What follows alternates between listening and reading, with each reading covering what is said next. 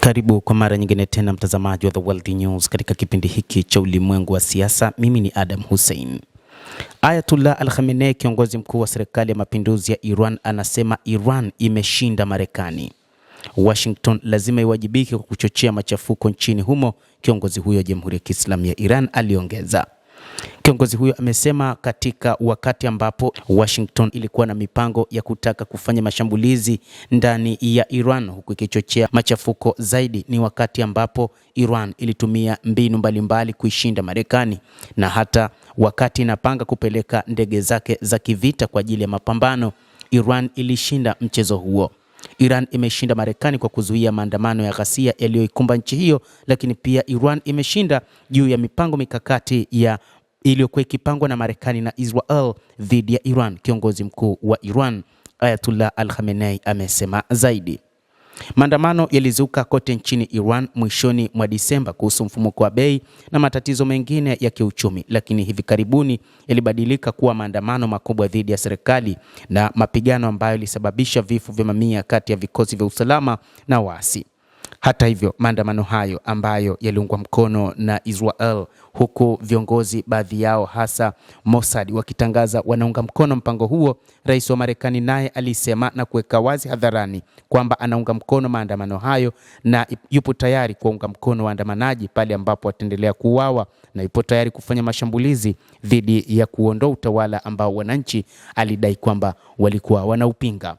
Mapema wiki hii, hata hivyo, mamlaka mjini Tehran ilitangaza wamedhibiti hali hiyo, huku tulivu kirejea katika miji mikubwa ya nchi hiyo. Katika mfululizo wa machapisho kwenye ukurasa wa X siku ya Jumamosi, Ayatollah Al-Khamenei alishutumu Marekani na Israel kwa kupanga machafuko hayo, huku akitenga Washington kama mhusika mkuu. Marekani ilikuwa imefanya maandalizi ya kina kuandaa uasi huu. Uasi huu ulikuwa utangulizi wa njama kubwa zaidi. Taifa la Iran limeshinda dhidi ya Marekani, aliandika Ayatollah Al-Khamenei kupitia ukurasa wake wa X.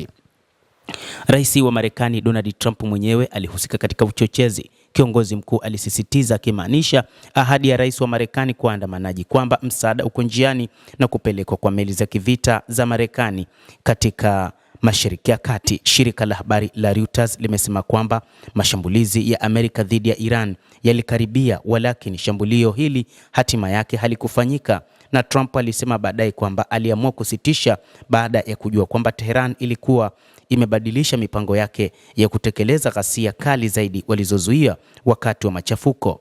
Ndiyo, tulizima moto wa uchochezi, lakini hiyo haitoshi. Marekani lazima iwajibike, Al-Khamenei alisisitiza. Hata hivyo, rais wa Marekani Donald Trump wakati fulani alihojiwa baada ya baadhi ya viongozi, ikiwa ni pamoja na wale kutoka nchini Israel, ambapo waziri mkuu Benjamin Netanyahu pamoja na viongozi wengine kutoka katika eneo la Mashariki ya Kati, ikiwa ni pamoja na Saudi Arabia na Qatar, wakisema walimshauri rais huyo wa Marekani kuachana na mpango wa vita nchini Iran. Lakini yeye binafsi alisema hakuna mtu ambaye alimshawishi kuachana na mpango wa kuishambulia Iran isipokuwa ni yeye mwenyewe, na hakuna aliyeathiri uamuzi wake. Mamlaka nchini Tehran hazina nia ya kuongoza nchi kuelekea katika vita, na hata hivyo hatutawaachilia tu wahalifu ndani na nje ya Iran, aliongeza Al-Khamenei.